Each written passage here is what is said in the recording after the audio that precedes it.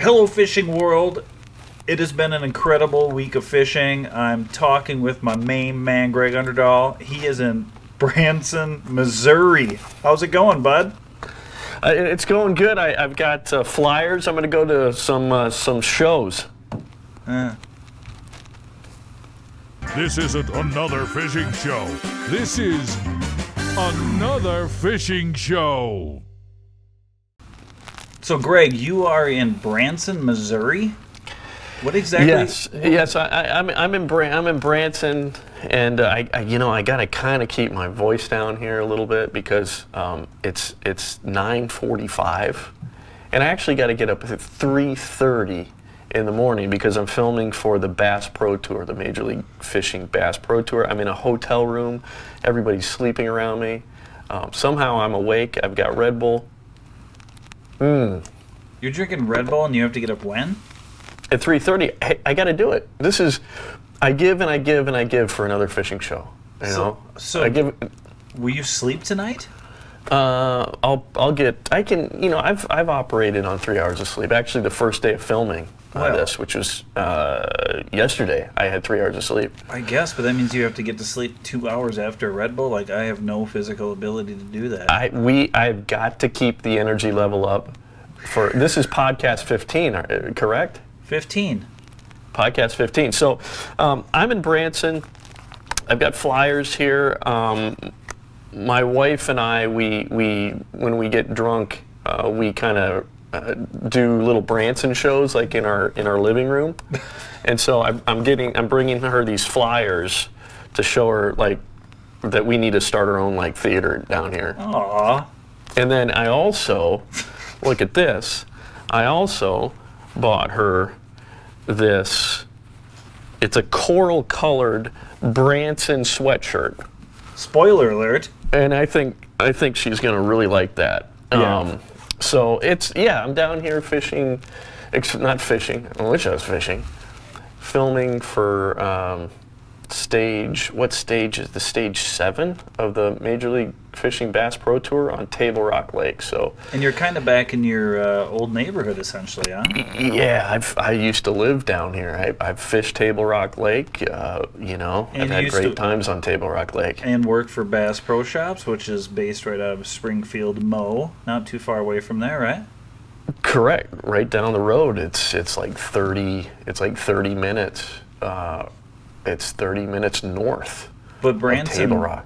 Branson's like a super cheesy kind of place, right? I've never been there before. The reality is, yes and no. I mean, it's not a place. I think what happens is people physically change as they get older.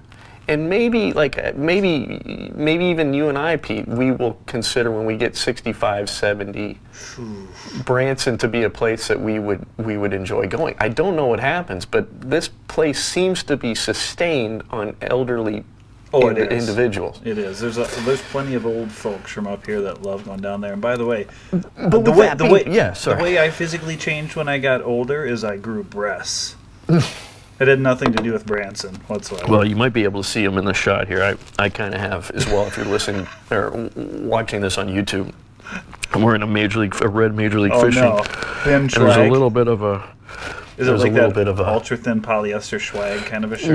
No. This was... I like the material. It's just a regular kind of T-shirt material. Who wore it best kind of thing? Well, not me. I mean, I've got... I don't know, You know what an areola is? I've always been very, very self-conscious of my. I have like pepperoni areolas, and they seem to be kind of. How do I not know that about you? I'm very self-conscious. Apparently, so I really basically need to lose I'm figuring about 20 pounds to kind of subdue this thing that's going on with my upper body right now. So I need to start running. I don't think I've ever seen you without a shirt off. And does running help your breasts go away? By the way, I mean, yeah. It's if you lose weight. Oh, I guess. But certainly if you were to do some push-ups too, that would help. But yeah, let's get serious. We're getting into that's getting to be a lot of work. But isn't that great? Like, we have a fishing podcast, but we can go there. Like, we don't care. Well, of course. Yeah. It doesn't. Listen. When you go out fishing, here's the thing. When you go out fishing, are you only talking about fishing with your buddies in the boat? No. Think about it. No. We're usually talking about your areola. This show, I think we want to cover. Yeah, we're focusing on fishing, but we're not afraid to cover all kinds of topics, including our breasts.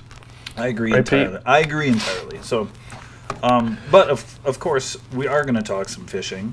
Yes, I do want to bring something up before I forget, because I went to Walmart, because I had to pick up some stuff, some food for this week, and I noticed this product called the FlexiView. It's a hands-free smartphone holder, and this is like just an impulse buy, but this thing, wait till you see this, Pete. It basically, it's like wraps around your neck, okay?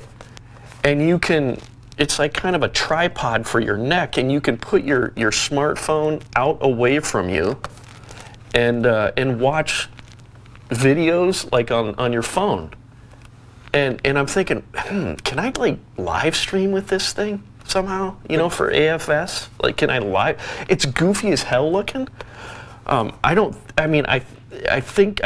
think that it was a foolish purchase. I think this could really be something somewhat useful for another fishing show. So I gotta open. I'm not gonna do it now, but they're like $5.95 at Walmart. They're on like clearance, and I'm thinking if this thing. Go ahead. Well, how's it different than you had one that sort of almost was like a sword sticking out of your chest with a phone at the end of it, right? Yeah. Because I'm not seeing it. Tripod around your neck? Is that what you said? It's like a. Sounds dangerous. It's like, imagine you had a flexible. It's flexible. You can bend it, but Right. it's this thing that it extends out. You kind of wrap it around your neck, and it extends out from your neck, and then you can attach a phone. You can either do a selfie mode, or like you could record yourself. It could be kind of fun for live streaming, I think. It's designed for that, essentially. It's kind of a selfie. Yeah, but you can also watch videos with it easily, so you don't have to be using your hands. I just can't imagine the scenario. When you said that first, I was like, what? Like, can you imagine just walking around with a phone sticking out the front of you, and you're like, well, I want to use my hands for other things, so I can. Well, I'm wondering if this has an application even for fishing, where it's the mount that I've used that's basically chesty, that has a gooseneck coming out of it, and then you mount the phone on. It's a bit cumbersome. It's doable, but I'm wondering. I just want to experiment and see if this might even be a better option. So that's. Well, interesting. I'm going to open this up at some point before I leave, see if if it will work, and if it does, I might buy like 4 of these things. Yeah, right. If it's effective at that price, what the heck, right? Yeah. So that's. And by the way, Walmart, man. Walmart in Missouri. I mean, that's stepping it up, I saw some. It was ass crack. If you're into like what's the study of human culture? Is that anthropology? Right. Yeah. If you're an anthropologist, boy, oh boy, what an interesting gold rush. Interesting. Yeah. Listen, there's wonderful. I lived here for 6 years. Some of the nicest people, though. No doubt. I think actually the nicest people in the country. I've lived pretty much everywhere in this country, and I think I would say Missouri, Oklahoma has the nicest people. Yeah, that's hard to argue. And by the way, if you walk into a Walmart in Minnesota, it's it's not like, wow, we're super highbrow up here. That's kind of the same experience.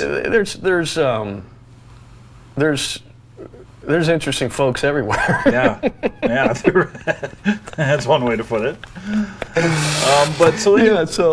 Go ahead. Well, anyway, if you're done there, I was just gonna sort of review where we left off on our last podcast. One of the topics was you and me were going to attempt to make a run to the Driftless and actually get some rough fishing done during the spring run, which is something that we have a hard time assembling every year because you get a a crazy shooting schedule in the spring, and the weather doesn't always cooperate, and it takes a lot of things to come together. But I have to say, we kind of pulled this one off, didn't we? We did. We talked on the last podcast, I believe. Like, I just don't want to be, taking things for granted in life anymore. Yeah. Like I just don't. If there are windows, even if it's a little window and it's kind of a pain in the butt to try to do, I'm like, you got to do it, dude. Yeah. That wasn't this case for this particular day of fishing. We had a big window, and it was like, okay, it was on a Saturday, and we had some. My computer, I think, just stopped working, Pete. Not that I need it right now, but at my computer. Okay, no, I have a 500-year-old computer, a laptop, and it just went dark. And then I'm like, are you alive still? She's done. Things keeps on ticking. Several times I've just punched this thing. I've just punched it. It's ticked me off so bad. That's a sign you need a new computer if you punch your computer, I know. I got some other stuff I got to pay off, but no. But yeah, we had 12 hours, sun up to sundown, whatever that comes to in the spring. But we had a full day to fish essentially. We had a full day to fish, and we get out on this island. We're going sucker fishing, okay? And I know there's some diehard people out there that they're only gonna fish for the glamorous, the designer species. I call them designer species. They're not suckers; they're moxies. Well, but what I'm saying is that people that think that suckers are lowly and they're not worth catching, we're not those individuals. We don't think that the only thing that's worth catching are walleye and bass, and I mean basically pretty much everything's worth catching because we're we've always been into critters, so much of fishing for us, I think has been about just the creature itself. Right, and I think a lot of what that does is it puts you in that state of mind of a happy kid fishing with a worm, which if you've lost the ability to get back to that place, like I have sympathy for you. If you have your $30,000 boat and you're out there, $30,000, that's a cheap boat, right? If you're out there, and you've totally lost focus on what it's like to just sit on the shore and have a beer and catch a fish with that crazy spring run, and we totally nail it. It was the first part is up as we do this podcast, and the second part will be up, I guess, before this podcast broadcast. So go to another fishing show and you can see a 2-part show of us like sort of wondering if we're going to see any fish because we got there in the morning and there wasn't anything happening, and then as the sun rose and the water warmed, lo and behold they started showing up and things got kind of fun, and then off. I mean the thing is, when in part one, we set up on an island going for these suckers, okay? And so just to set it up a little bit, if you haven't ever fished for suckers before, but there's several species of suckers. The most I would say the prettiest are the red horse species. I don't know if they get the biggest. Maybe they get the biggest. I think they are. Yeah, but some of them have these vibrant colors, bright red tails. In the spawn, they do anyway. In the spawn, yeah, the short-head red horse. Right. And they there's a pretty small window where you can really get into them, and they come up on, these flats, and you can see them. You can sight fish for them, and it's just a hoot. Yeah, it's really swift water, but like when we were there, it was just this crystal clear water, but they don't get spooked really, Right, and so we set up on an island, and this is an area that you have a lot of experience with, that that they will spawn in this area. Like 10 years running, Yeah. So we set up on an island. You did a fantastic job, as you always do, with outfitting the situation. We had chairs, we had beers. Right. It's always awesome. And And I think you can see from the video, in fact, we had some really nice comments. One gentleman in particular was saying how the fact that we were coaching each other on when we'd catch fish. I saw that too. And that's your go-to. You're like, Pete, be careful. Get him in. You know, you're like supportive friend.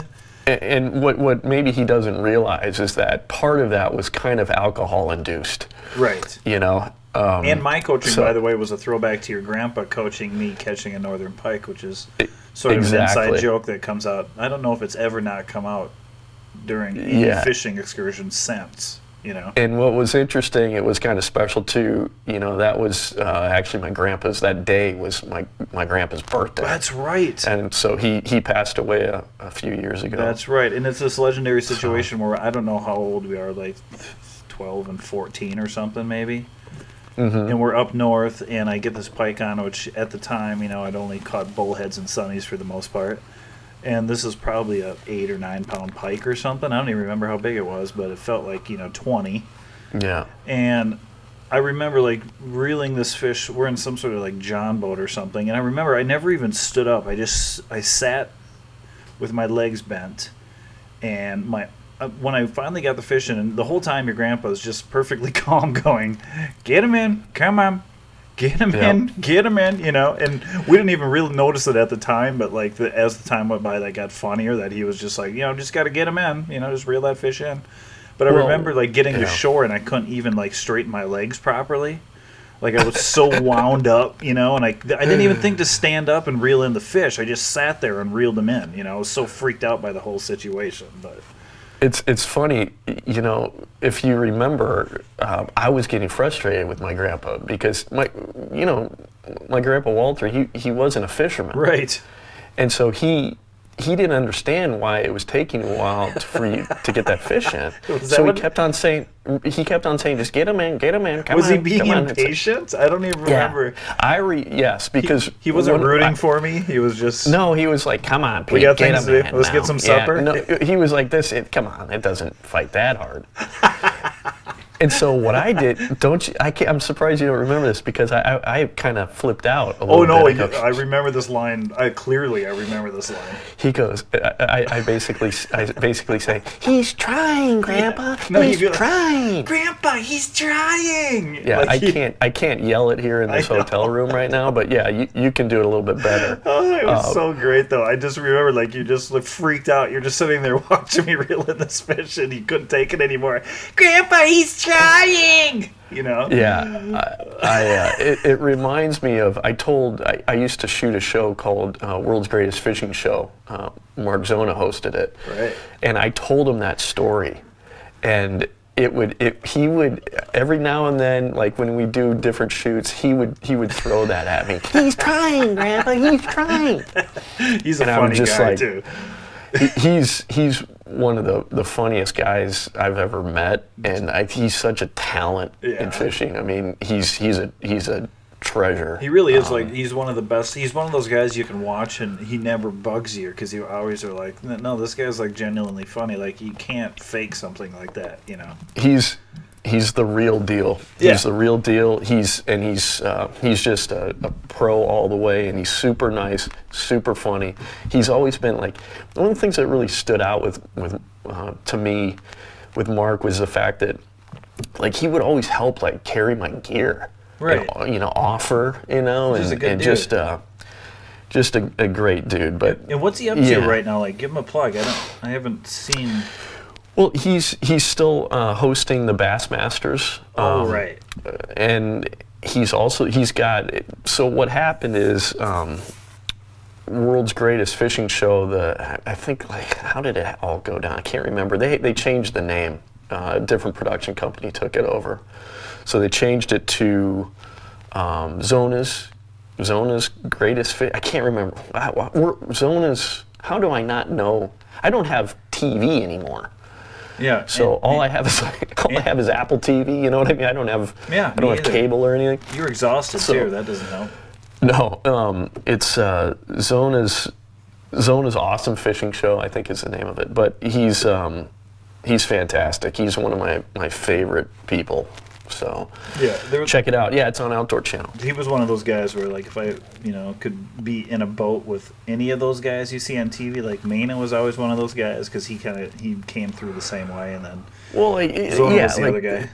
Though, Zona and, Mark Zona and Pete Mana are like, those are the type of people I really gravitate towards, very down to earth people, but real and funny and just like, and, kind of a little bit kind of buck the system a little bit, like they're hardworking and have a genuine love and a passion for what they do. Absolutely, very hardworking individuals. But back to the sucker deal, it was.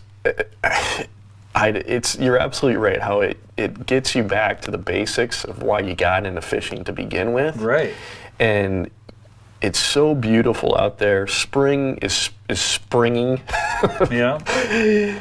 And the water's just crystal clear, and it's a unique place. In where we go to get a beer in Lanesboro. I mean, Lanesboro is one of my favorite towns of the entire state. It's 700 people, but it's hard to explain. It's just like it was a town that almost blew away, with in a dust storm or something, until they converted the railroad to the X railroad into a bike trail, and it rejuvenated the whole area. And now it's just like bed and breakfast and great restaurants and bars, and so but the two parts are separated by essentially us heading to the bar.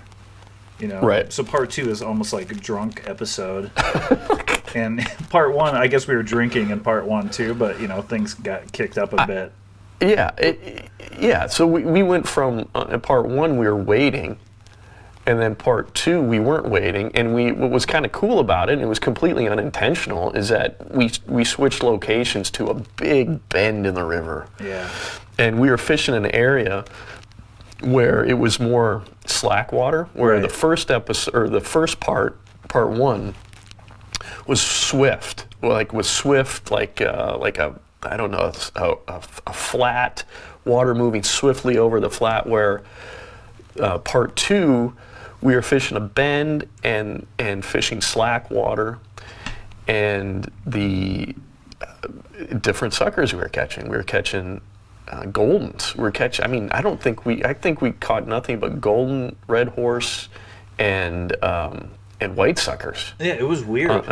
In that final sub, you got one trout, like a random trout in there, but it was these suckers. They set up. There's I believe 7 species of red horse. I think there's 7 species of sucker, but one is. There's more species than that. There's more species of suckers than that. Wow. Well, one's a hog sucker and one's a white sucker. Right. So, but you got to think there's river red horse. Right. There's shorthead red horse. There's golden red horse. There's silver red horse. That's 4 right there. Right. And then there's short nose. No, I already said shorthead. Oh, did you? So I believe there's 7 species of red horse. I'm looking up. But there's also a blue sucker, which is actually native to Minnesota, which I love to catch. And I don't know if they run in the rivers. That's a good point. I don't know if they've been caught in the Root ever. Yeah. So that's the other thing too. We were fishing the Root River in southeastern Minnesota. That's where we were catching these suckers, and it's pretty well known, I would say, for this spawn that happens. I don't know if it's right. There's more suckers spawning in this particular area than other parts of the country.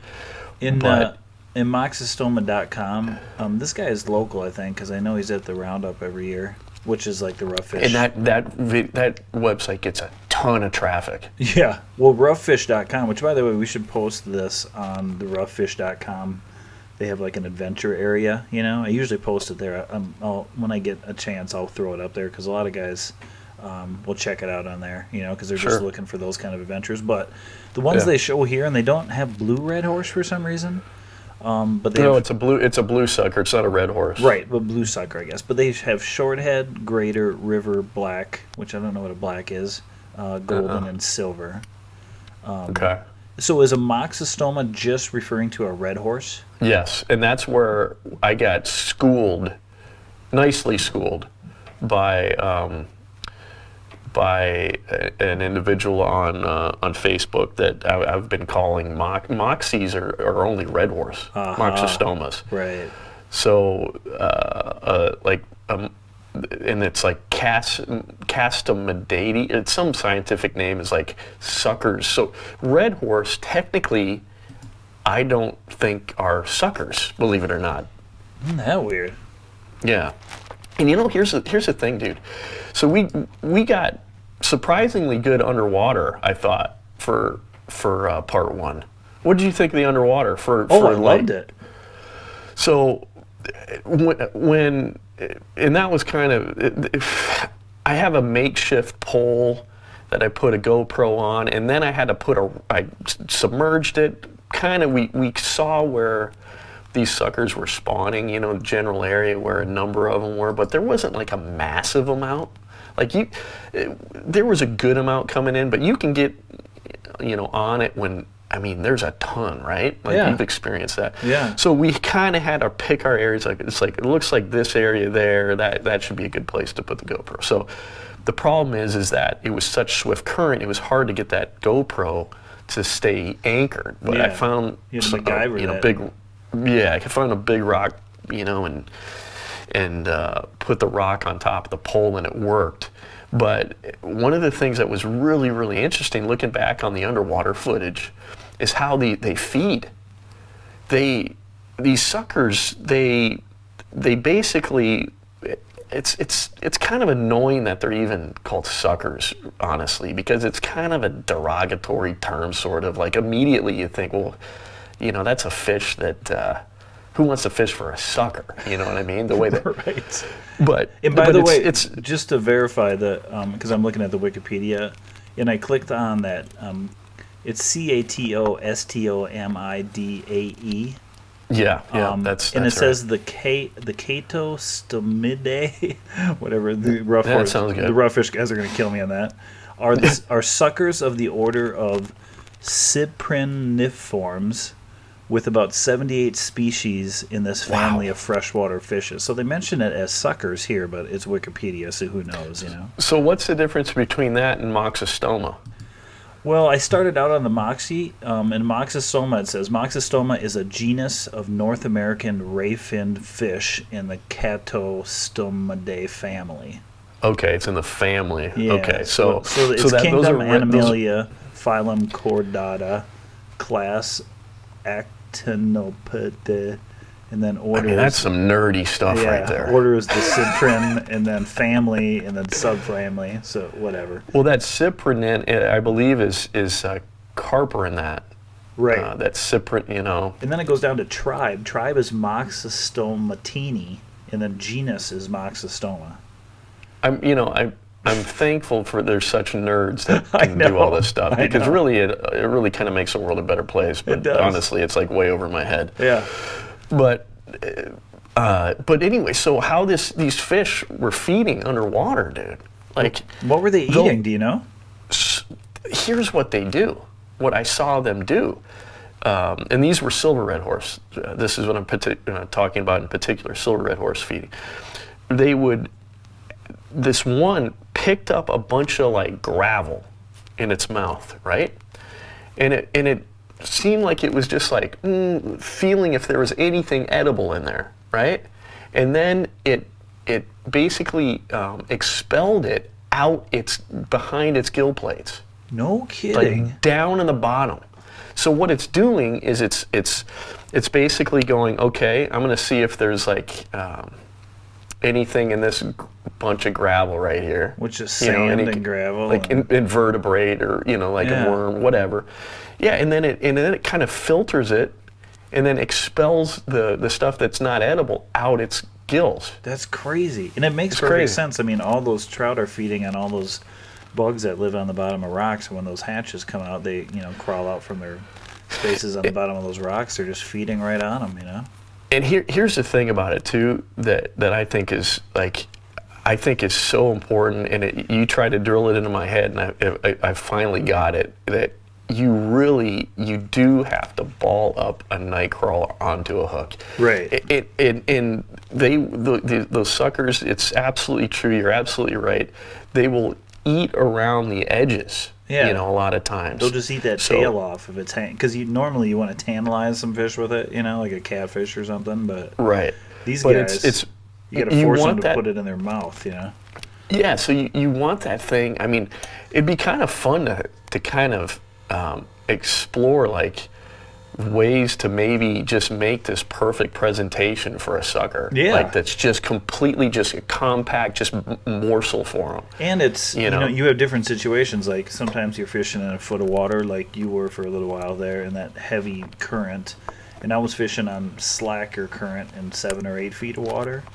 Yeah. And it kind of gives up different types of species, but I'm always trying to tune that in. And then I always end up just using split shots, and you're generally not even feeling the bite unless they really are tugging on it, because what happens is the split shot gets wedged into some rocks, and then the worm is just kind of flipping around behind it if you got a foot of line below your split shot, and eventually a sucker will grab it and start eating it, but you're not really picking it up because that split shot's just wedged into a rock, you know. Sometimes you do a little bit, but a lot of times you're just setting the hook and praying for the best, or like how you were doing it.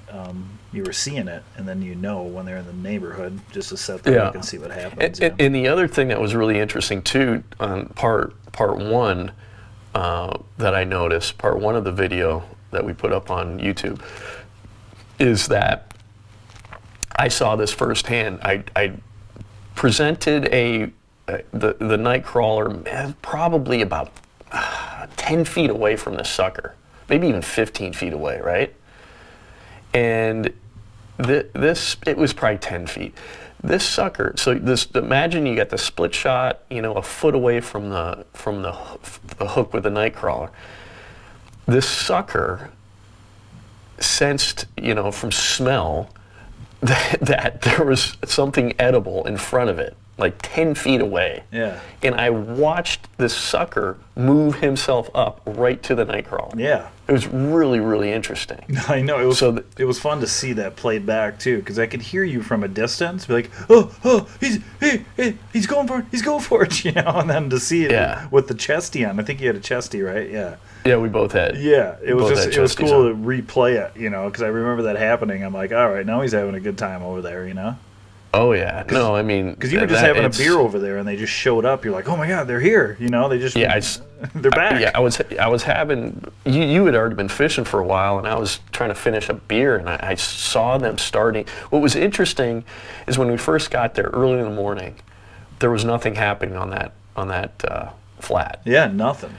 Nothing happening. And what was going on, so to the left of us was like was a deeper channel. Okay? Yeah.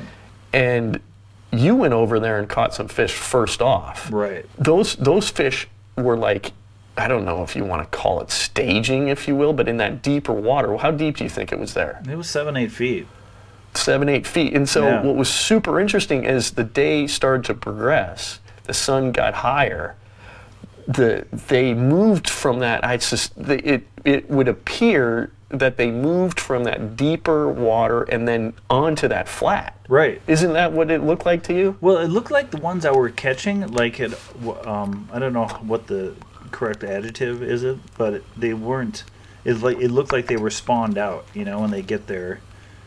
Oh, really? You know how it looks when. So maybe they're done. Yeah, they just get really skinny on that. You know, where the eggs usually are. You know. Well, that one did a money shot all over you, though. Oh, that's true. And by the way, you didn't include my smallie in there, did you?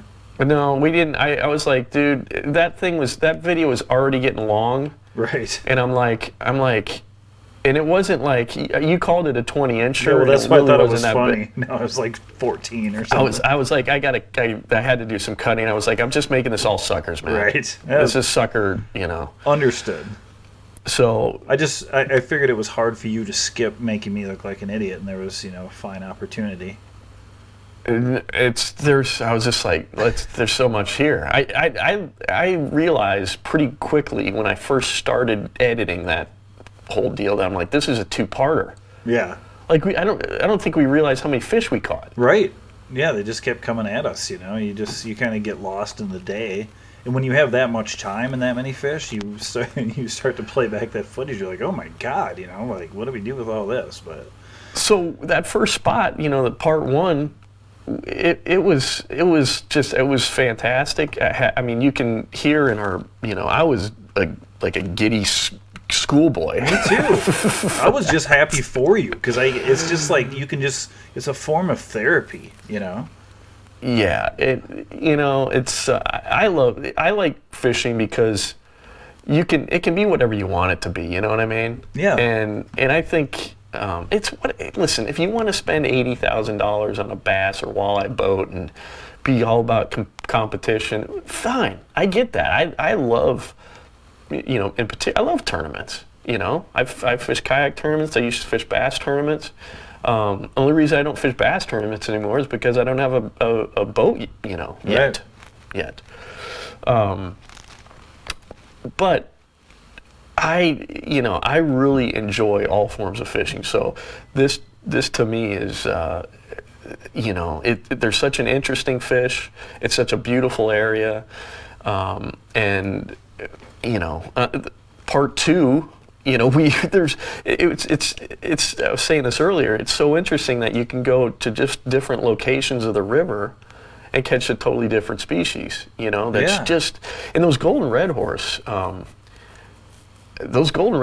They don't get that big. They're I think they used the 4-pounders the world record, 4.5 right? or something. Yeah. I mean, you really have a shot. Like just the fact that.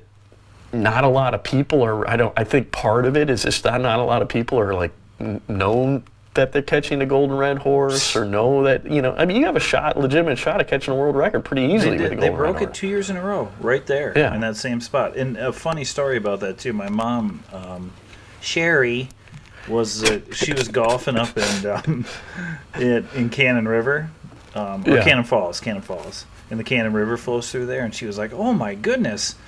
We were fishing there, and these fish were everywhere. They were filling up the river. We were on the bridge, and we were just sitting there watching them, and there were thousands of them, and they were spawning. Mom talking about spawning fish. She doesn't fish. When was this? Like when she was a kid? No. Like just the same week we were fishing. She came over, and she was telling me about these fish she saw. Your mom was fishing? No. She was golfing, but the golf course, the river runs through the golf course, and when they were on the bridge with the golf cart, they stopped. She could see them. Yeah, they were just like as far as you could see. It was right below that dam where we fished in Cannon Falls. Got it. Yep. And so she went and asked the clubhouse guy. She was like, "What? We saw some fish down there." And and the clubhouse guy was like, "Oh yeah, those are just carp. They come up here and spawn every year, Oh, goodness. And it's so standard, and it doesn't make any difference whether you know that or not. But it really is frustrating that they're looked at as some sort of invasive species, and they're like this ridiculous athlete of a fish that just has a unique style of surviving by the way it feeds. That's right. And it eats the same thing as trout, the exact same thing as trout, who are the invasive species in that river. That's right. It's so maddening to me that they just get ignored or just that people don't like them for some reason. And by the way, I have all the moxostomas listed out in front of me, and I'm noticing there is a hair lip sucker, and it's called Moxostoma lacerum. And I'm now clicking on this. Is that even appropriate? So it's...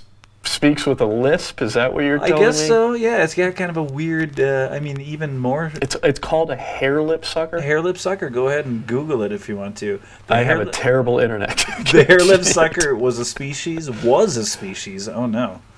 Of ray-finned fish in that same family. It was found only in the United States. It is extinct and has not been seen alive since 1893. Game over. Oh Let's moment of silence for the hair lip. I can't do it. What a terrible name! What a terrible name, that poor fish. Listen, it was in the 1890s. There was no such thing as political correctness then. No, and they don't even have a photo. They have like a late 1800s style drawing of it. It's from the U.S. National Museum. Are we really sure that it's extinct? It hasn't been seen, but nobody knows what they're catching. We should make it a mission of ours to try to catch the hair lip sucker. The pursuit of the hair lip sucker. On the hunt for the hair lip. It's like our Sasquatch, Oh They my should God. make it's like it could be like a History Channel Right. show. I wish it. You know, it's like, what does that have to do with history? Oh, it doesn't matter.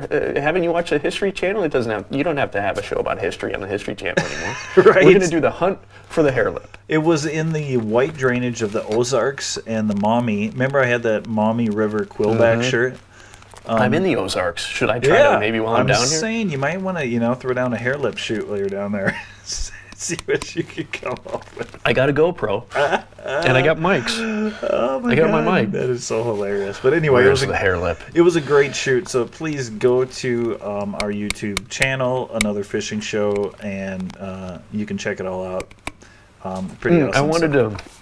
I wanted to say too, one thing that I really appreciated that you said in part 2 of that sucker video is that I just loved it when you're like, you say don't throw these are beautiful moxies, man. Don't throw these on the shore. You know, you idiots. Right. These are native fish. Right. They're not hurting anything. Carp. Yeah. They're not carp. Not that you should throw a carp on the shore either. Right. But it's just like there's situations can in we- lakes where you need to get rid of some carp. I get it, but these are fish that are part of an ecosystem, and they all they're all stacked in a way that helps them all survive. They've figured it out. We don't need to help them. Yeah, they're more natural than the brown trout that are swimming in there. Right? Yeah, the Pennsylvania brown trout. It really is stupid because there's no. Well, there is no Pennsylvania. They're all from Germany. Oh, that's brown right. Trout are all from that's Germany. Right. They're European, and the only trout in Minnesota were brook trout, and they're only in tiny little cold streams. They were never, probably ever even in the rut. But yeah, it cracks me up, man. that was such a great day. I got home the next day, and I was kind of sunburned and completely exhausted. But there's a zen for me after a hard day of fishing, where when I get home the next day and I have to go to work, but even though I'm exhausted, I'm not tired for some reason because I have this weird adrenaline going from the day before. Yeah. And I just feed off the memories of the day before, Yeah. And this is part of why even though filming this show is sometimes a crutch for us just kicking back and enjoying a day of fishing. That's true. Now I can Very go back true. and revisit it, and I'll be sitting in my office and being like, I'm going to just watch that because it'll just cheer me up, So it's a lot of work, but it's got an upside. It definitely does. It is, especially when we do our feature episodes, which there's quite a bit of stress that's kind of hitting me now because I need to get that we did this phenomenal musky shoot with Pete Mena last fall. And it wasn't just a shoot, but maybe, like I said this last week, maybe our best, finest day on the water, all thanks to Pete, but nonetheless. Yeah, it was. It was a great shoot, and we're gonna get that up. It's gonna be the very beginning of June. I'm looking at, I think. Let me look at my calendar real quick here. So you said June 1st is musky opener, right? I don't remember, but that sounds right. So it's basically I'll be around to post it on. What is going on here? This computer, I'm telling you, I'm about to punch it. You're going to see me punch a computer. That would be a great clickbait. Man loses it. So I'm looking at, let's see. So I've got a Wild West Bass Trail gig May 30th through the 4th.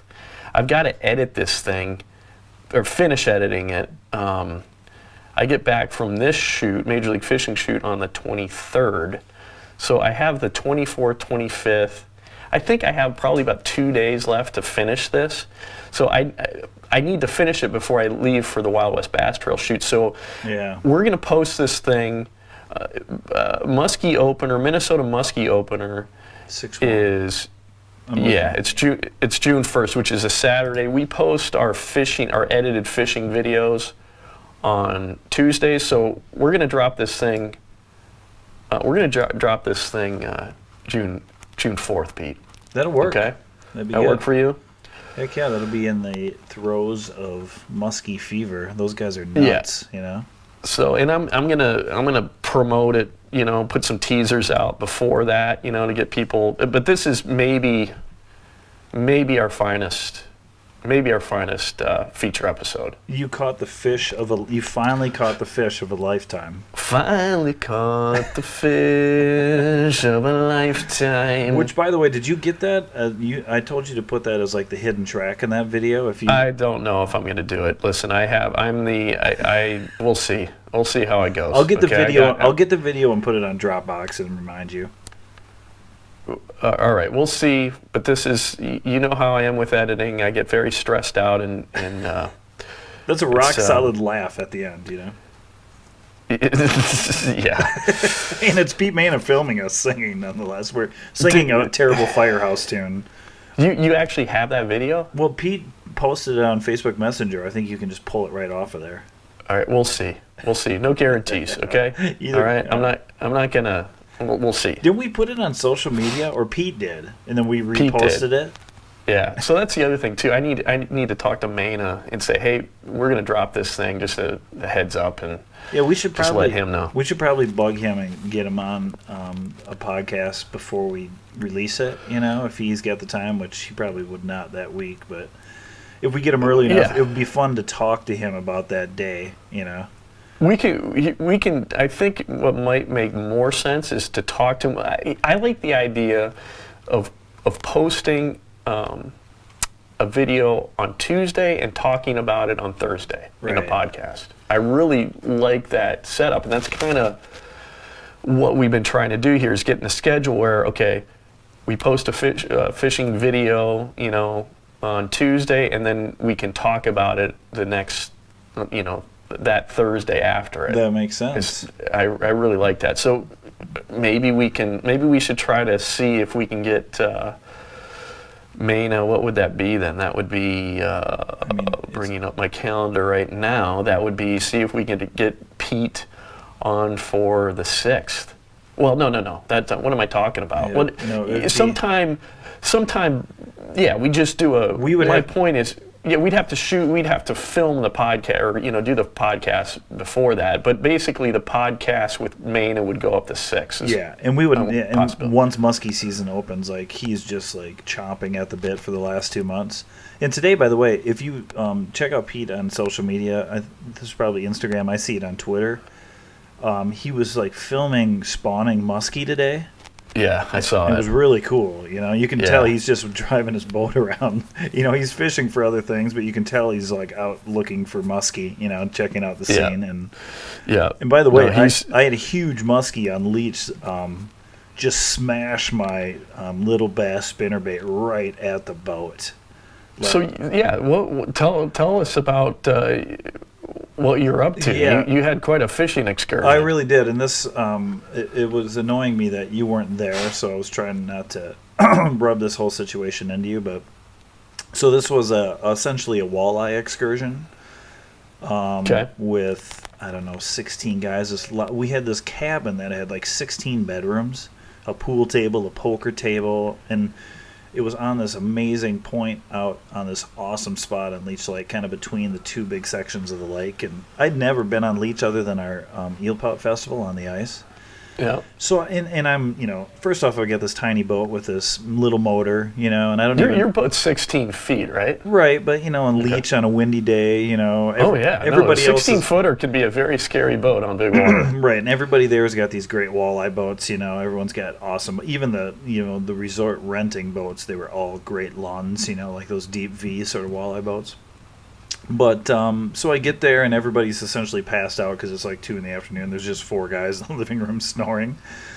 So I'm like, I'm going fishing, So I go out the first day and I'm like, well, I'm going to start looking for pike or bass or something because I'll fish for walleye in the morning and at night, and even you can fish way into the night. You can fish for walleye, but I'm like, I'm going to see if there's, because I'd heard there was a pretty good bass bite up in that part of the Northwoods, Yeah. Not smallies, but largemouth at least in Leech.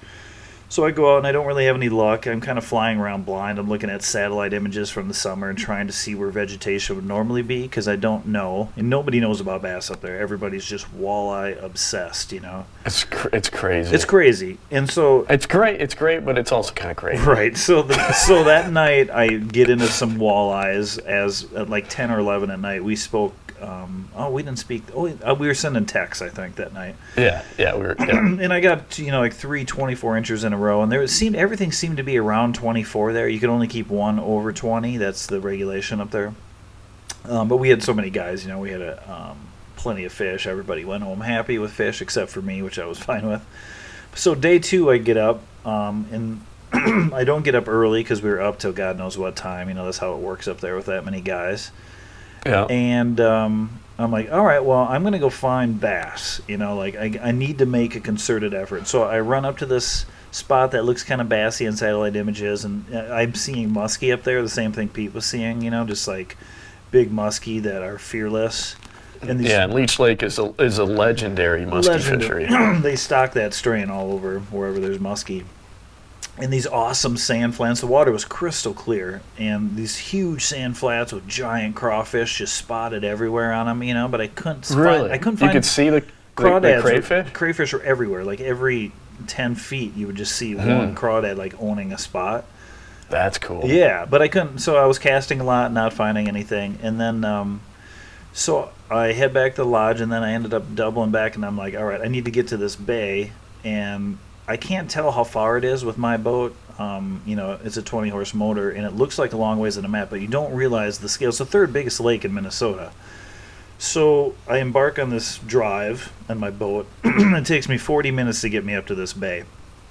And I get up there, and there's maybe 40 or 50 boats all collected on this one spot on the topo map. You could see there was kind of this deeper hole there, and there was this river flowing out. And I think they were all fishing panfish out there. I'm pretty sure the walleye bite was probably done there, but who knows? They might have been getting a little bit of both. But this bay was in its entirety, except for that one spot where all those boats were, was 6 feet deep, was submerged. It still had submerged dead vegetation. The leaves weren't popping on the trees up there. It's kind of like going back in time, You've had spring down here, and it's not up there. So I throw out the same spinnerbait I'd been throwing for 2 hours. First cast, boom, got a fish. And that's your go-to lure, right? I mean, the spinnerbait. And this was actually a bucktail spinnerbait. It's a huge version of a spinnerbait that I was throwing for pike on the Mississippi in the last year, and so I'm like, all right, well, I'm going to stick with this thing, whatever. And I immediately realized that I am in the greatest spot in the world to be a bass fisherman. So right on. I think I got in 3 hours of fishing that day before like torrential rains hit, which is great because I've got a 40-minute boat ride back, in torrential rains, and I'm laughing because I'm like, this is great. By the way, thanks for that Sims gear because that saved me that day. You bet. Thank Major League Fishing. Right. And so, but I probably got, I don't know, 50 fish in that 2.5 to 3 hours, Are you serious? Yeah. You caught 50 largemouth? And not only... In 3 hours? Yeah. And... That's unbelievable. Dude, so I... How big, what do you think the average was? Average size? The average is weird up there. So first of all, they're not long, Right. I didn't like weight. Well, the average, you were catching 1-pounders every now and again, but I caught a lot of 4-pounders. Are you kidding? You were catching 4-pounders? Yeah, I probably got like 10 of them. Okay, so let me just say something, which is why Minnesota is so great. Okay, that why Minnesota is so. So I'm down here in Table Rock Lake filming for the Bass Pro Tour, Major League Fishing Bass Pro Tour, and Major League Fishing, every fish counts. It has to be a pound or over, though. Right. Okay. Right. They've been breaking the records down here, number of fish in a day and weight in a day. Okay, so I think today, the guy that won today caught 89. I think he caught 89 or 90 pounds of bass. Oh my God! And he caught like 70 some odd fish. Was it post spawn? Is that what? That's it. Yeah, most of them are in post spawn right now. These are largemouth. Right. Largemouth. Well, actually, they're largemouth, smallmouth, and spotted. But let me tell you, there was not a 4-pounder caught today, Pete. There wasn't a 4-pounder caught today. These were all 1 and 2-pounders. Is that common down there? Table Rock has got big fish in it, but there has been there must have been one heck of a crazy spawn, I don't know how quick these fish grow down here, but some years back they must have had a great spawn because there's a ton of fish here. There's a ton of 1 to 3 pounders here right now. my point is that you've got you've got 80 anglers, that are going out, phenomenal anglers that are going out. And I think maybe there yesterday, that was the first day of competition, there's maybe 2-pounders caught. And so you go out on Leech Lake, never been on Leech Lake before, and you catch 10 4-pounders, and you caught 50 fish altogether. Well, the 10 was over 2 days, so this is the best part about it. So everybody's going home the next day, right? So then I ended up fishing till the rain got me off the water. And, a lot of 2-pounders in there. And you could see them. I was just drifting in the wind. I just fished the same 1 mile section. It would push me out into the middle of the bay. It would push me closer to shore. It didn't matter. They were every single place you would throw a cast. All I was doing was throwing my cast where the GoPro was pointed. That's all I did. Because I knew I didn't need to specifically cast anywhere. I just had to let the boat drift and keep throwing in the shot. So every fish I caught was, on film.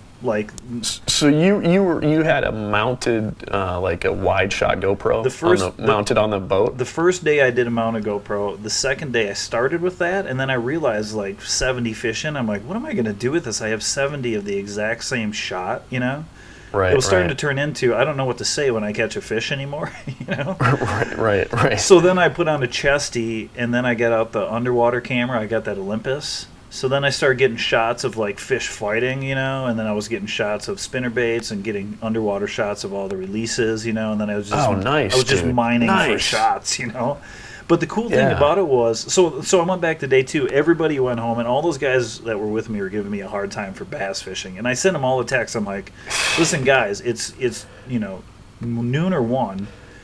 You can go out there and fish walleye if you want, but I'm telling you, if you come up to this bay, which is 30 minutes away, and they did not go further than 10 minutes from the shore of that resort. I'm like, the bass fishing is on fire up here. Didn't even get a response. I'm like, all right, whatever you guys want to do. Dude, it's because of the culture of Minnesota. It is, and they've never fished bass, and they don't care. I mean, a couple of the guys that already left would have, And there was one guy that was like, oh, I wish I would have went out with you. It was he regretted it later, but I didn't know what I was doing. I wasn't going to invite anybody. I literally was looking at Google Maps of summertime pictures of these bays and saying, well, that looks kind of bassy. That was all my homework I'd ever done. You illustrate a perfect point about Minnesota and a lot of just northern fisheries just in general, is that because there's such an emphasis on walleye, that largemouth bass, just bass in general, largemouth and smallmouth bass up north, they're not. Yeah. They just get very little pressure, and so especially up there. Yeah. So the reason you had such great fishing up there is that those fish they're not touched. Zero pressure. I didn't catch one where it looked like it had been caught before. Sometimes you can kind of see that. But when I was drifting with my boat and I'm in 6 feet of water, you would just see the bass just sitting on the bottom. They were never together. You'd see one every 10 or 15 yards just sitting in a spot down below.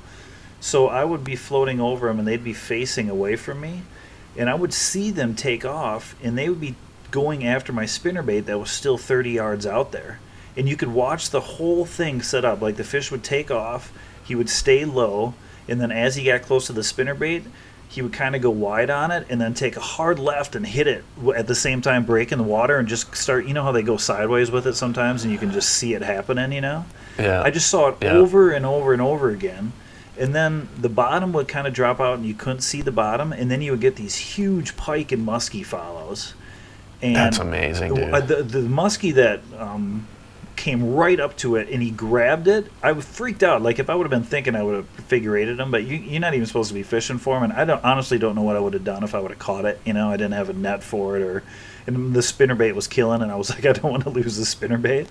But I did. Right. I got 3 or 4 northern, but no big ones. But I lost. I saw a couple 40-inch northerns take a swipe at it, and then you go back into that shallow area, and it was just all bass again.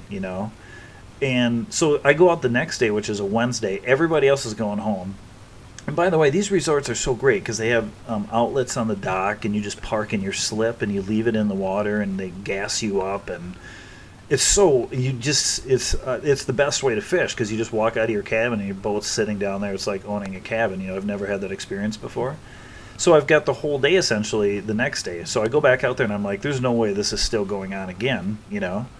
I go right back. Oh, yeah. I go right back to the same spot, first cast, and I'm like, okay, we're on like Donkey Kong.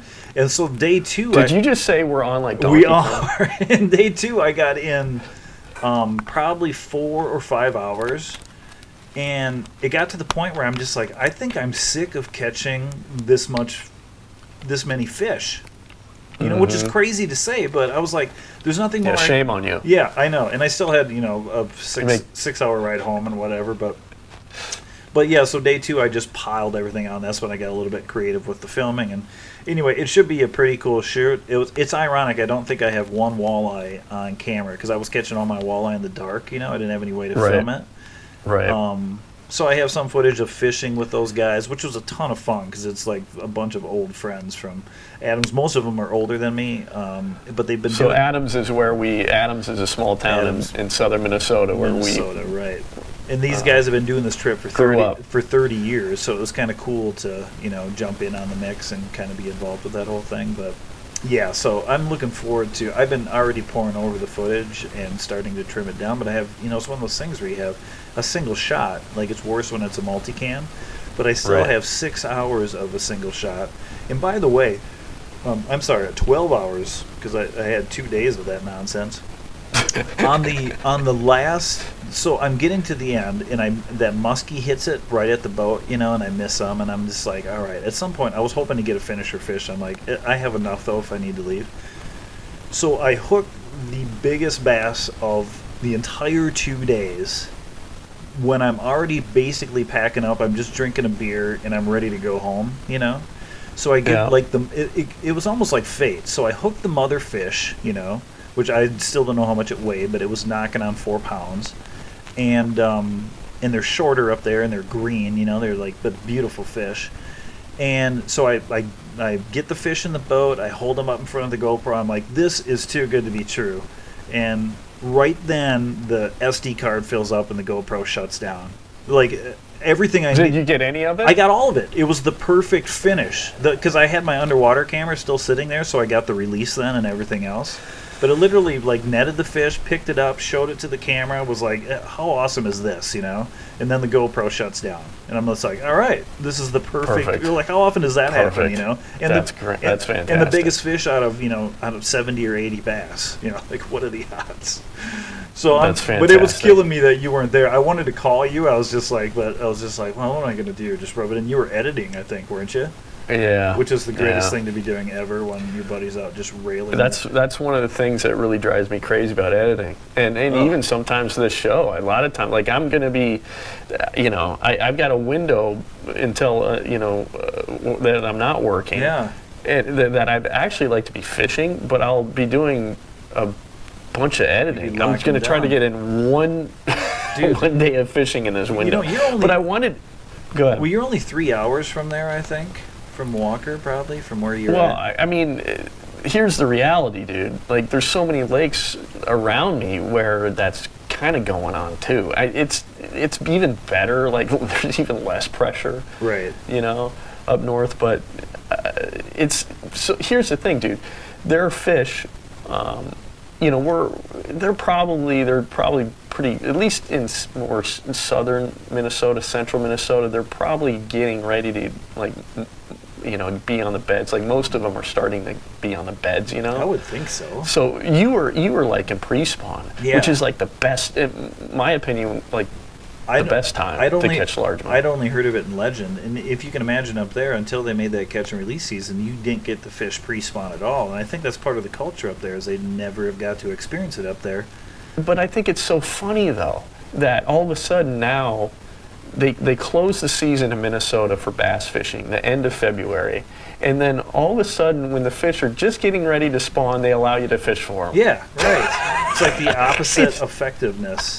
And it really should be in shifts. Like, the upper part of the state is different than the southern part of the state, I guess, but it's just. And my favorite part these about seasons are nonsense. Let's just open up bass all year. Just make Agreed. it catch and release during the spawning season. Seriously, But come on. I think we should almost make it a pet project, Pete. Like just almost harass the DNR. I do. We're going to get those guys on here. At least when I have an intelligent, if that's possible, conversation about it.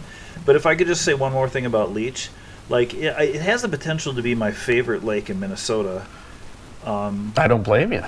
I don't blame you. A lot of feeling that it way. is like even that bay I was in is all reservation up there. So there's not a dock or a house or a resort. It feels like you're in the north woods. There's parts of that lake that are obviously developed, but the reservation parts of it are completely isolated, and the water quality is, it's almost like You sure you were allowed to fish in those areas? yeah, it's public water, baby. I know they're Maybe not. that's why it was so good. I know they're not netting bass up there for harvest anyway. But, Okay. But yeah, so on Leech, I just stopped when I was in the big part of the lake on the way home and like smoked a cigar and had a beer. And the shore is, you can barely see shore in any direction. And I'm out there with my tiny little boat. And the water's cold. Like if you don't screw around up there, you wear life jackets. You flip out of the boat. You don't have long, and you can be a long ways from shore up there. Oh yeah. And I wasn't really thinking about that the first day because it was hot, and I'm thinking, what am I doing? I could freeze to death if I land in this water, But it is funny to see you go up. Those guys get up there on a Saturday on a walleye opener, and there was 400 boats on the points. I don't even know what that looks like. I was like, what is that? It even looks fun? stupid, is what it looks like. Yeah. It looks stupid. They're basically just out there. They might as well just tie up to each other and share the spoils. It is what it is. And by the way, the walleye fishing was fun. Like when that stuff turned on at night and you're just jigging and you get a leech or a minnow on or whatever. It was. Speaking of walleye, dude. Like, and speaking of like the low light thing. I've been trying to find it here on the Target Walleye. So Brett McComas, he's with Target Walleye, sends out this fantastic newsletter every week. Yeah. Are you getting it too now? Yeah, I saw the world record walleye on there last. It came yesterday. It was awesome. Like they caught it in Tennessee. Have you seen that thing? Yeah. But so on Mille Lacs, have you seen the study now? I'm trying to find the where Brett talks about it. In the newsletter, I can't find it for some stupid reason, but he talks about how there was a study, I believe done by the University of Minnesota, where it concluded that because Lake Mille Lacs, which is, if you're outside of Minnesota, Lake Mille Lacs is like this just legendary walleye fishery. I've done shoots for the Next Bite there. It's fantastic. It's a fantastic fishery for walleye. But so controversial though, Totally. with Native Americans netting and people lose their crap over it, and everybody's constantly thinking that the walleye fishing is going in the dumps. I mean, constantly it's always a controversy. Yeah. But so now the new thing is. That the University of Minnesota has concluded, I believe it was the University of Minnesota, has concluded that because the lake is getting clearer, because there's newer, the septic systems, newer houses, they're all putting newer septic systems. I believe the zebra mussels, there's zebra mussels in Mille Lacs. Yep. They do a wonderful job of filtering and cleaning and clearing out, making a body of water more clear. They're saying that it's harmful to the walleye fishery. What is? The clarity of the water, because walleyes they will try to find deeper water, and the problem with Mille Lacs is because the problem with Mille Lacs is that there isn't deep enough water for them to feel comfortable because they don't like the sunlight. It is a shallow lake, but I mean, come on. Well, but like what you were experiencing in Leech Lake, it was the evening bite. They turn on, they go crazy because of the lower light levels. Right. So now everybody's getting their That's the new. getting their losing their minds because now it's just constantly. And part of it's like Mille Lacs is constantly like people just freaking out. Yeah, and about it's the walleye fishery on that lake. And it's evolved into like a spectacular smallmouth fishery, and that freaks out walleye guys too. And well, the clear water is only going to make it better for smallmouth and might fishing. I I'll tell you that much. when I fish in the boundary waters, the smallmouth and walleye fishing is spectacular, and the water is crystal clear. See, that's. But who knows? It's deeper. I don't know. What I say is that maybe if you're worried about the walleye fishing, maybe the state should have more of a catch and release ethic for walleye. Oh, they do. But the problem is that yeah, it's catch and release into the grease, baby. Right. Yeah. Well, I don't think you can. What you can only keep 2 up there right now, right? Remember they cut it off last year in the middle of the summer. You couldn't even keep a walleye. I'm hearing noises in this hotel room. I'm wondering if it's haunted. Yeah. I don't know the history of this place. I stayed in a hotel one time that there was like a murder. I don't know. Maybe people were murdered in there. No, there's murders. There's murders at every hotel. That's part of the charm. And by the way, I'm sorry. What were you saying, Pete? I don't even remember. Oh, they won't let you keep fish. They cut it off midway through the summer last year. Yeah, well, remember that? That was a scandal because those charters that go out. People just lose it. It's like, like what are you fishing for? You're fishing for? Are you fishing to eat? Well, dude, I mean, listen. It's fine that you're doing that, but you fish. There's other ways. I mean, why don't you just throw a net out and catch them or something? You don't need to use it. It's very difficult. I mean, when you think about it, using a rod, and line and all that's a really difficult way in some ways to catch a fish. Yeah. I mean, just go to the grocery store. Right. It's Why ridiculous. Spend all that money? In those charters, that bring like 40, 50 people out there. Maybe it's not that many, but those guys are the ones taking the hits because they were. They would just take people out daily, and they would, God knows what they were hauling back. How has there not been a tragedy on one of those charters? They look like an immigrant boat or something? Yeah, I know. They just look, but they look terrible. Well, they don't look seaworthy. And so, by the way, we should probably wrap up here. But while we're on the topic of walleye, I'm looking at maybe getting 2 hours of sleep now. Right, and I have a new puppy that's likely peeing all over my floor. So in North Dakota last week, this is a great wrap up because this kind of goes back to that crazy Detroit sturgeon story that was going on in Minnesota. And by the way, so Darren Trosef, listen, he's a subscriber to our YouTube channel. We like Detro. He goes by Detro. But he is the most prolific social media person I think I've ever. He's a busy cat, isn't he? Totally, yeah. And he had. I'll let you finish, but he had thoughts on this, and I was like, dude, I don't know if I would tread into this water. You might want to steer clear because Darren, there was a lot of controversy. He caught the state record lake sturgeon, catch and release lake sturgeon, and biggest it was fish hooked outside of the mouth. Right, biggest fish ever recorded in Minnesota. Yeah, and it was hooked outside of the mouth, and people lost their crap over it. Right. Well, and so he's Go ahead, Pete. So set up what happened with this. Okay, but Detroit said it was hooked in the mouth, but when it came through the ice, it ended up somewhere else. But that's a long story. Correct. You can actually watch it on our channel. We interview him about it, or you do. Yeah. So in North Dakota, and I wanted to bring this up during the last podcast, the walleye record was smashed. Like, there was a 15-pound, 13-ouncer that was the previous record. And this was on Easter Sunday. A guy caught a 16.9, which is pretty crazy to bust. I mean, North Dakota's obviously been on the upswing for the last decade, for walleye especially. But, and there's a picture of the fish, and it's a huge and beautiful, now dead fish, of course, because you have to keep something like that and put it on your wall. God forbid you get this great picture isn't good enough. I would, dude, you know what I'd do? Call me crazy.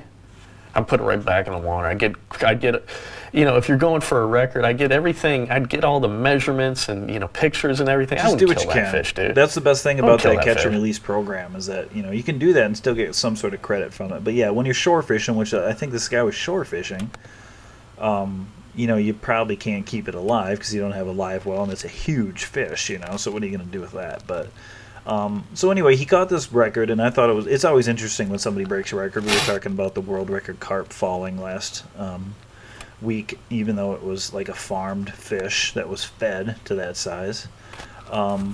So, after 2 or 3 days, there starts to be some extra news about this story about, oh, wait, not so quick. There's a review going on of sorts. And I'm like, well, this sounds familiar, Yeah. Yes. And I've got the article in front of me, but that state record had stood for 60 years. And Volk, there's some interesting parts of the story. That's why I want to read this one. Volk, who caught his massive walleye while fishing from a crowded shoreline in Mandan, told Inform that he's not confident that he'll be a record holder for long. It might not last this year, he said, which is kind of funny. Really? But I'm just enjoying the moment right now, So, so what happened is, not only did he have sort of strangers help him net this fish, he had some random people just help him get it to shore. Well, that's fine, right? Right. There's nothing wrong with that. Except these strangers eventually reported to the North Dakota Department of Resources, or whoever it is up there, that, hey, this was a foul-hooked fish. And in North Dakota, they had specific rules, which I kind of liked. So this one would have been okay for Darren's situation. It was anything behind the gill plates is considered a foul-hooked fish. Anything behind the gill. Interesting. Yeah, which is kind of a logical way to look at it, I think. Like, hey, if you're around the mouth, we get it, But if you hook them in the body or the tail, excluding paddlefish, there's no legal way to catch a fish like that in North Dakota. And that seemed like a pretty heads-up sort of way to catch fish. But so whoever helped this guy catch this fish, and he is pissed. Like, he was looking into lawyers. There's nothing legal-wise you can do for recourse because it's just a stupid fish record. It's not like there's legal basis that's going to make or break you as a human being. It's just the DNR just verifies it or they don't. But somebody reported this after the fact that it happened and said, hey, I helped out with that fish, and that was... Is the guy that caught the fish saying that the guys that helped out are liars? He is saying someone's full of SHI, whatever. Yeah. And he's also saying, I have the fish, and there is a mark where I caught the fish with a hook, and there's no damage on the body anywhere else on this fish. Interesting. So, but he's got no recourse. So he looked into it, and he's like, well, what am I... The lawyer's like, well, what? Who are we suing, really, to get what? Do you really want to do this, Yeah, it's like, it's almost like... what do you do, a polygraph or something? Or, right. You know what I mean? Yeah, right. It said, by rule, a foul hook fish is one hooked behind its gill plates, such as tailback or belly. He also said the fish was not intentionally snagged, which is illegal, but for paddle fishing, a third party, in quotations, netted and unhooked Volk's fish. So whoever netted the fish also unhooked it. And Volk disputes the department's unfortunate, as he says, finding, consulted attorney for an appeal process of some sort, but can find nothing in administrative code, rules, or law to appeal the conclusion by Game and Fish. He maintains the fish was caught by the mouth and cited evidence. There's a hole in the mouth of the fish, Volk said. There's a string burn on the side of the fish's cheek. There's no indication of any damage on the body of the fish. Isn't that a weird story? It's a totally weird story. The weirdest part to me... And, can you imagine, you're that dude, you catch this massive fish, and it's dude. huge. That's almost a 17-pound walleye. Look up this walleye. It's a beautiful walleye, I've seen it. Too. Dude, I've seen it.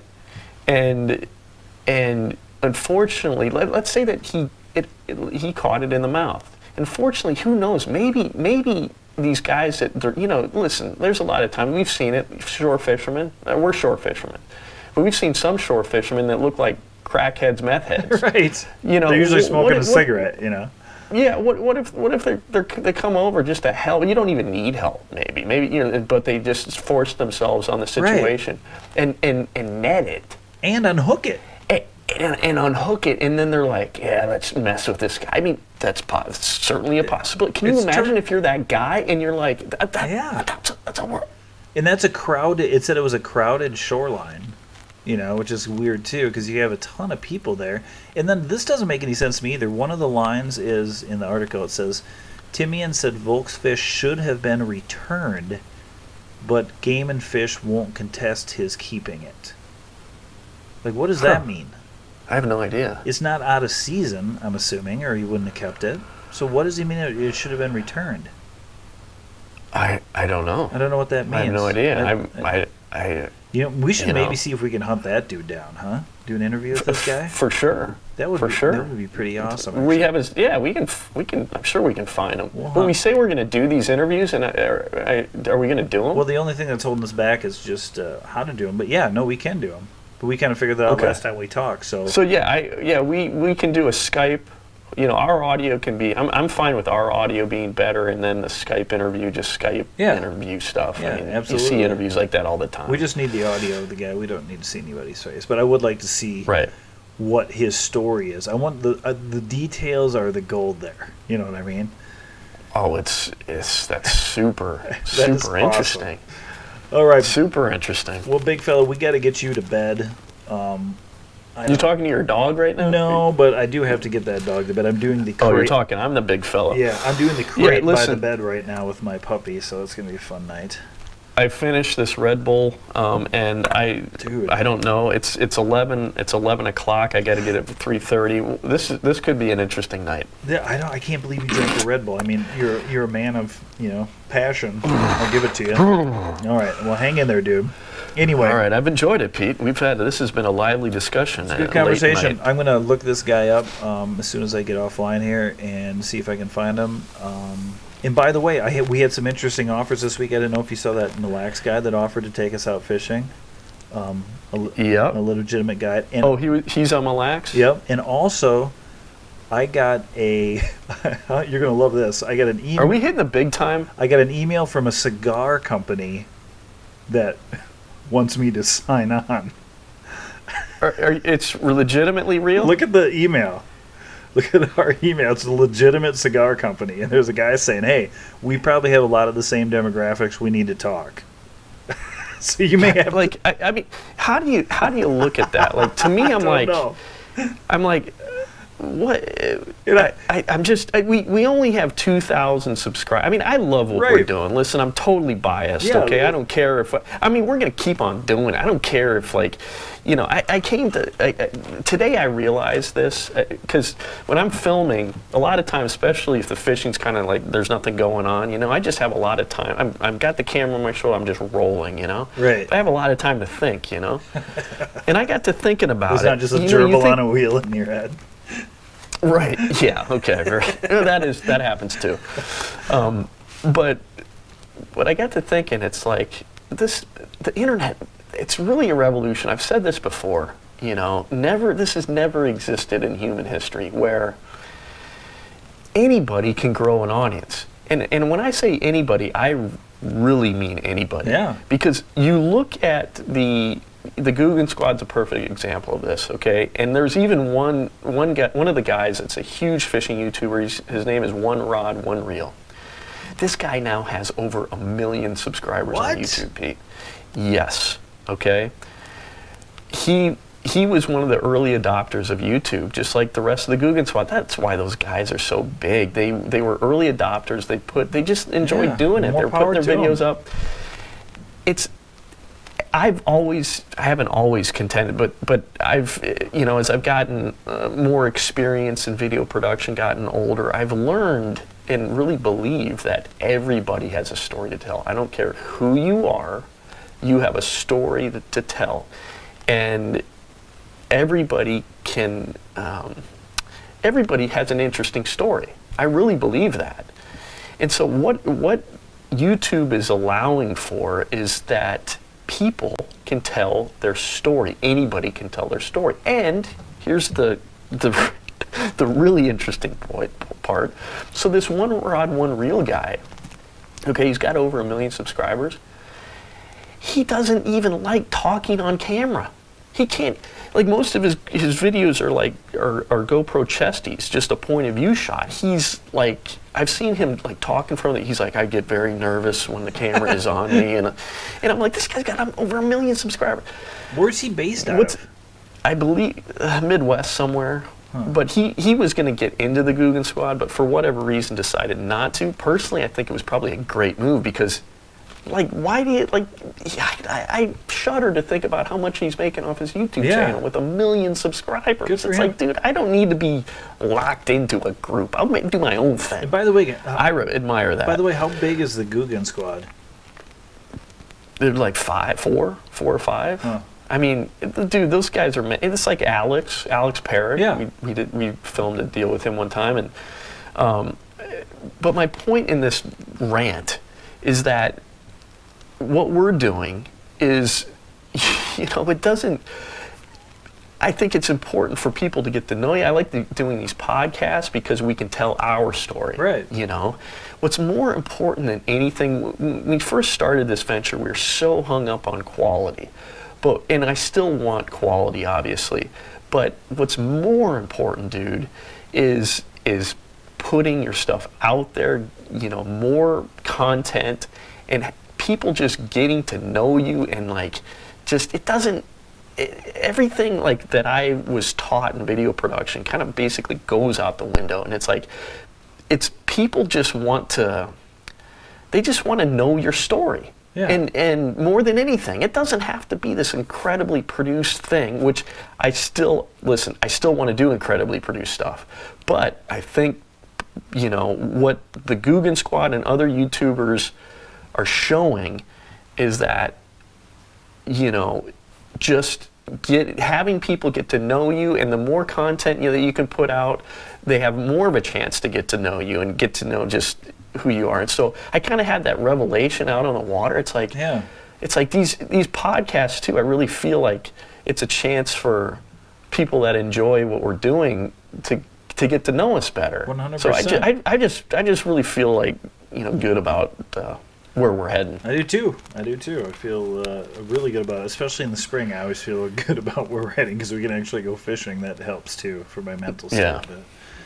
All right, well, For sure. I can already tell the Red Bull is starting to talk over there, so we need to let you get to meditation or something. I don't know what you're going to do here, but I don't know. Maybe I'll just hit myself really hard trying to knock myself out. if that place is haunted, it might be nice to stay awake. Or you could take that computer and just start beating yourself in the head with it too, because it seems like you kill two birds with one stone. But anyway, you get anything else you'd like to tell the masses? No, I would just say that, so if you haven't already, if you're watching this on YouTube, please subscribe to our YouTube channel. Hit the bell icon to be notified every time that we upload content. We also do a lot of stuff on Instagram, try to, do behind the scenes stuff on Instagram more. I think that's kind of what we should use Instagram more for. Is like the behind the scenes of our shoots and stuff. I think that would be fun. Yeah, absolutely. But anything, just our lives, or on Instagram. Agreed. We don't do a whole lot with Twitter. I don't know. Maybe we need to do that more. But we have all social media. So check us out on our social media: Facebook, Twitter, Instagram. Facebook and Instagram are what we do the most of on social media. But our YouTube channel's our biggest thing. Make sure you subscribe to that. That's the best way to say thanks for our. Yeah, it really is, because if you really enjoy what we're doing, please subscribe to our YouTube channel, because it legitimizes what we're doing. Like, we can show, hey, we've got this amount of subscribers, or this amount of people that give a damn about what we're doing. Absolutely. So, all right. Well, couldn't have said it better myself. And if I am feeling feisty enough, I might give these people some behind-the-scenes footage of me stocking mayonnaise on the grocery shelves. It's an incredible life I live, and I'd like to show it off to everybody. So I love it. I love that stuff. I love that stuff. Yeah, I'm going to do a live feed of just like my 8-hour workday of me in the grocery business. I love it. All right. Well, everyone, don't leave your crawlers in the sun. I think Greg summed it up perfectly. Please subscribe, and we will see you guys next week.